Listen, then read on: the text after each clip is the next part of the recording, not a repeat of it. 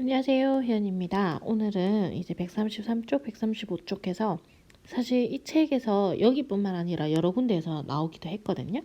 그게 뭐냐면 부정어가 문장이 제일 처음에 오고요. 주어 동사가 도치되어 있는 이런 문장을 얘기해 보도록 하려고 합니다. 제가 방금 도치라고 말씀을 드렸거든요. 기본적으로 영어 문장은 어순이 매우 중요한 그 언어예요. 어떻게 시작해서 어떤 단어가 어느 자리에 들어갔는지 어떤 순서로 왔는지에 따라서 의미가 완전히 바뀌게 돼요.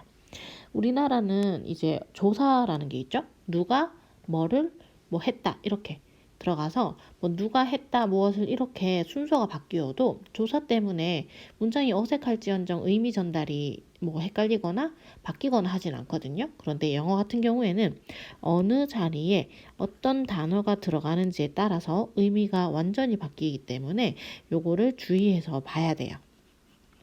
그래서 영어는 기본적으로 누가 무엇을 했다. 이게 핵심이에요. 항상 말을 하시든 그 책을 읽으시든 들으시든 뭘 하시든 간에 이게 무조건 핵심이에요. 여러분이 글을 쓰실 때도 이게 핵심입니다. 누가 했다, 누가 뭘 했다. 이게 가장 중요해서 얘가 포인트거든요. 그래서 영어 문장은 기본적으로 누가 했다로 시작을 하고 이제 이게 어순이 정해져 있는 어순인데 이 도치라는 말은 어쩌다 보니까 주어가 아니라 문장의 제일 앞에 다른 뭔가가 오든지 어쨌든 동사가 오고 주어가 오는 경우가 있더라는 거예요. 그런데 우리가 이 동사가 먼저 오고 주어가 오는 이 패턴을 어디서 보냐면 아주 익숙하실 거예요. 의문문에서 보고 있습니다. 네, 기본적으로 이 기본 문장이 이건데 주어 동사로 쓰는 요게 평서문 일반적인 문장이란 뜻이거든요. 요렇게 많이 쓰지만 어떤 경우가 있냐면 의문문일 때 이게 물어보는 문장이야를 표시하기 위해서 사람들이 주어와 동사의 자리를 바꿔서 쓴다는 거죠. 그런데 의문문일 때는 동사와 주어의 자리가 바뀌어 있더라.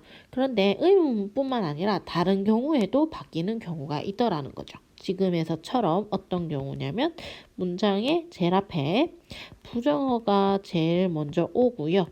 부정어가 문장의 제일 앞에 와서 주어가 기분이 나쁘니 동사야 네가 먼저 가거라 해서 이렇게 나오는 문장이라고 생각하시면 돼요.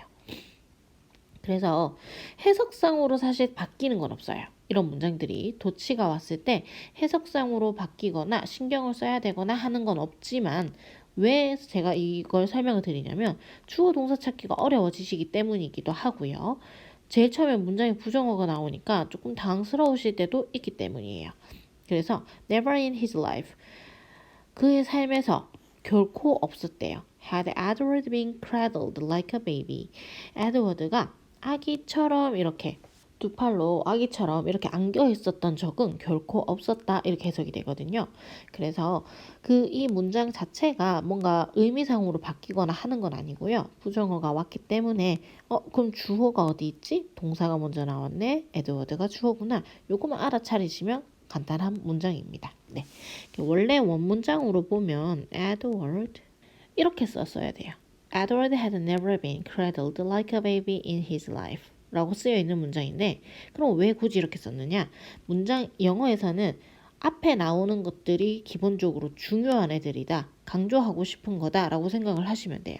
그러니까 여기서도 부정어가 맨 처음에 왔다는 건 부정어를 강조하고 싶은 거예요. 결코 단 한 번도 없었어 라고 얘기를 하고 싶었던 거죠. 어디서요? 그의 삶에서. 그러니까 이렇게 묶어서 문장의 제일 앞으로 데리고 간 겁니다. 그럼 문장의 제일 앞에는 기본적으로 주어가 와야 되는데 부정어라는 다른 애가 왔으니까 주어가 나 자리 바꿔 기분 나빠서 안 되겠어 해서 자리를 바꾸는 거고요. 엄밀히 말하면 문법적으로 봤을 때 부정어는 동사와 더 친하기 때문에 동사를 앞으로 보내준다라고 생각하셔도 괜찮아요.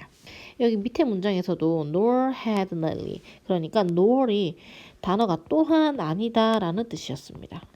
그러니까 넬리도 또한 그렇게 하지 않았었지 이렇게 얘기하는 거죠. 여기서 had는 많은 내용을 앞에서 나왔던 그 내용을 그대로 똑같이 담고 있다고 생각하시면 됩니다. 그래서 또한 아니다. 이 문장도 nor 부정어가 문장의 제일 앞에 왔고요. had 동사, 넬리가 주어로 뒤로 들어가 있습니다. 이런 것들을 어려운 어려운 용어로 도치라고 하고요. 부정어가 문장의 제일 앞에 와서 도치가 일어났기 때문에 부정어 도치라고 언급합니다. 네.